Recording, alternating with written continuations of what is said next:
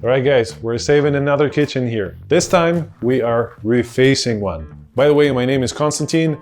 I'm not a lifeguard, I am saving kitchens and saving a ton of money for my clients. Guess who is the main character of this story?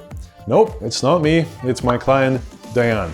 She wanted to get rid of her existing kitchen because it was not looking good and it was outdated, and also the finish was failing. And most of the doors on her kitchen actually had glass, which she didn't really like, and she wanted to get rid of it.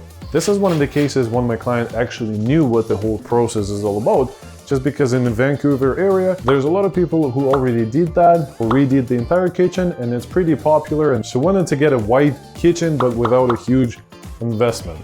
And as she said before we met, she actually talked to some of the other finishers, and they use conversion varnish. And let me tell you guys, spraying conversion varnish on site is a crazy idea. Not only because of the bad off-gassing, but spraying that stuff in the house is a disaster. I mean, it smells so bad, and the release of that formaldehyde acid is actually the worst during the first couple of hours and days, so it's definitely a no for me. I will never spray conversion varnish on site. And also, as Diane mentioned, she absolutely didn't want that off-gassing in her house.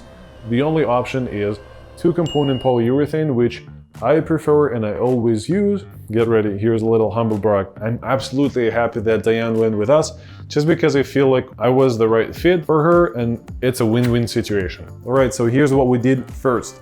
I put my Superman suit on and showed up at the place. By the way, that Superman suit nowadays is a mask and gloves. I got to the house and I took everything that I could with me to the shop so I can spray everything at the same time as I finish my new doors. By the way, we went with a very nice, clean, beveled shakers and with a very popular variation of white color, which was a CC40 Cloud White.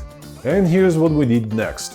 When my doors were pretty much ready, when they got cured in the shop, I went to the job site and started the preparation process, which is, as always, masking, cleaning.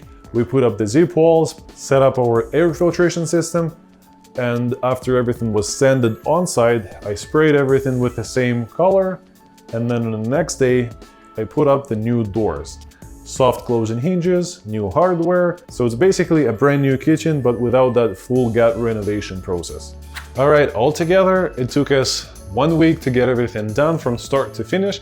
When it was all said and done, Diane was super happy with everything, and I'm pretty sure that she's gonna share with a lot of her friends and family and tell them that there is no need to replace the cabinets, and it is possible to make the existing kitchen look brand new without expensive renovations. The only thing is we gotta use the right materials and techniques, and everything's gonna turn out just awesome. With that being said, I hope you guys got something helpful out of this video, and as always, we'll see you next time. Drop a comment below, or don't, or do, or don't. Anyways, we'll see you next time. Bye.